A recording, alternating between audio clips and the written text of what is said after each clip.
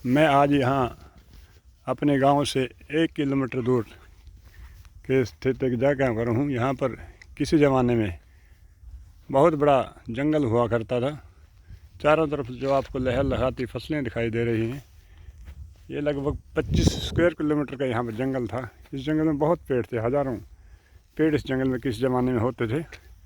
और ये स्थान आसपास के 4 गाँव में जंगल के लिए चिन्हित किया गया था। इसमें कुछ भूमि गौओं के चरने के लिए छोड़ी गई थी सरकार के द्वारा उस ज़माने में, और यहाँ पर पशु चरने भी आते थे। और मैं बचपन में मैं भी अपनी गौओं को लेकर यहाँ चराने के लिए आता था। ये 1975 की बात है जब हम यहाँ लोग आते थे। लेकिन आज कहीं भी एक पेड़ भी कहीं दिखाई नहीं देता। चारों तरफ फसलें दिखाई देती हैं, खेत ही खेत दिखाई देते हैं। सब जंगलों को तोड़ दिया गया है, काट दिया गया है। और उसी का परिणाम है कि आज पूरा संसार त्रस्त है अतिवृष्टि से और अनावृष्टि से।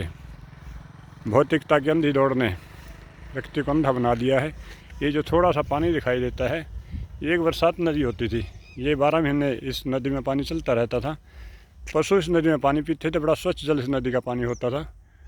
आज इस नदी का नामो निशान मिट गया है। एक छोटी सी पुलिया इस नदी के नाम पर ये है। इस नदी को भी लोगों ने तोड़कर उसमें भी खेत बना लिए और उसमें फसलें उगाते हैं और धन कमाते हैं। लेकिन इतना अतिक्रमण हुआ है कि जंगल कहीं दिखाई नहीं देते।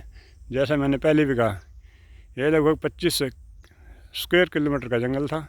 यहाँ पर हज़ारों पेड़ थे और सभी आसपास के गांव के गौ भैंस इत्यादि यहाँ पर दिन भर चरने आया करती थी। शाम को अपने घर लौट जाया करती थी। बीच में नदी बहती थी, उसमें निर्मल जल भी बहता था और उस पानी को पीती थी। व्यक्ति भी पीते थे, पशु चराने वाले पीते थे और पशु भी पीते थे। बड़ा साफ़ सुथरा जल होता था, बड़ा एकांत वातावरण था।